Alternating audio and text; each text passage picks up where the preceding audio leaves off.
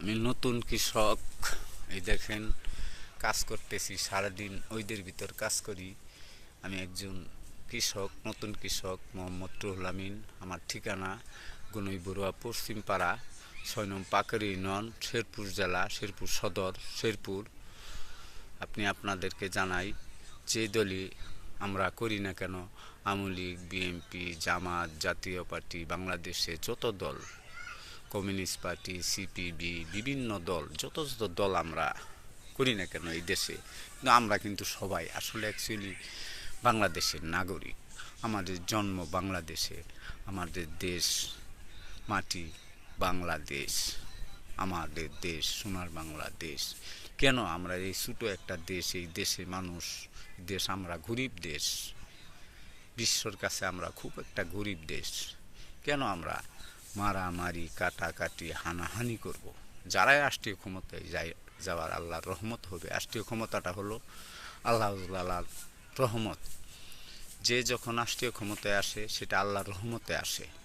সে যদি ভালোভাবে দেশ চালাইতে পারে তাহলে সে থাকে, তাহলে আল্লাহর কুদরতি রহমতেই তার ক্ষমতা চলে যায়। আসলে ক্ষমতা চিরস্থায়ী নয়, এটা তো দেখছেন আপনারা। অ্যাকচুয়ালি আসলে 15 জুলাই আগস্টের থেকে দেখেন ক্ষমতা কীরকম জিনিস। ক্ষমতা অপব্যবহার এবং ক্ষমতা পাওয়ার দেখানো, ক্ষমতা অপব্যবহার করা কীরকম, তাহলে এটা আল্লাহ তাআলারই কুদরত। এই যে কীভাবে চলে গেল আগের সরকার। দেখেন, আমরা যারা যে দেশে যেই রাষ্ট্রীয় ক্ষমতায় আসবেন যারা, তারা মানুষকে বুঝান, মানুষের কাছে যান, নরমভাবে বলেন, মানুষকে কষ্ট না দিয়ে, মানুষকে অত্যাচার না করে, সে হিন্দুই হোক, বৌদ্ধই হোক, খ্রিস্টানই হোক, মুসলমানই হোক, সে আল্লাহর সৃষ্টি, আল্লাহ তাকে তৈরি করেছে।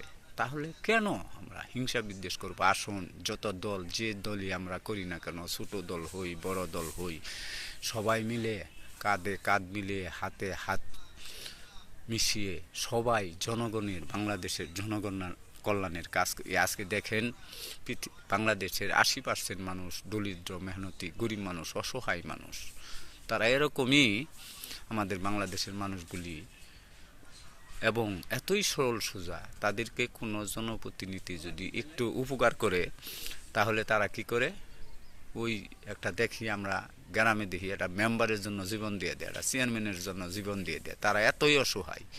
এই মানুষগুলির যদি আমরা, যারা রাজনীতির দল আছে, তারা যদি সহযোগিতা করি, তাদেরকে ভালোভাবে তাদের কাছে যাই, তাদের কল্যাণে কাজ করি, তাদের পাশে দাঁড়াই, তাদেরকে সহযোগিতা করি, তাহলে যারা যে দল আমরা করতে পারবো, তারাই মনে হয় আমরা রাষ্ট্রীয় ক্ষমতায় যাইতে পারবো।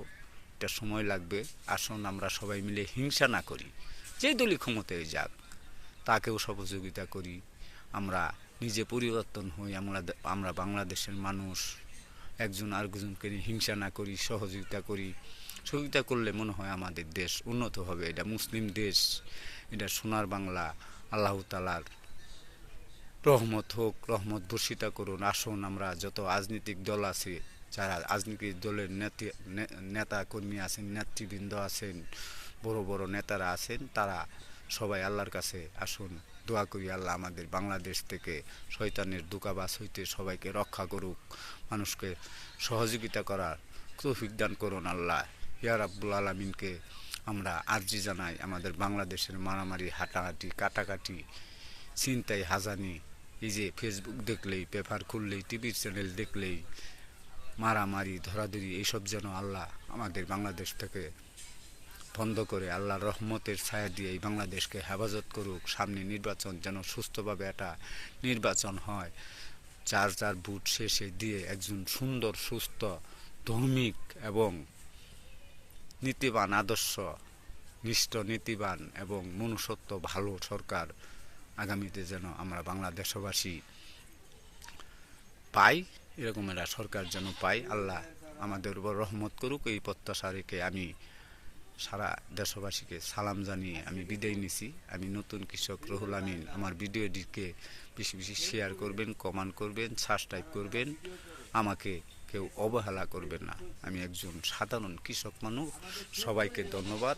আসসালামু আলাইকুম প্রিয় দর্শক।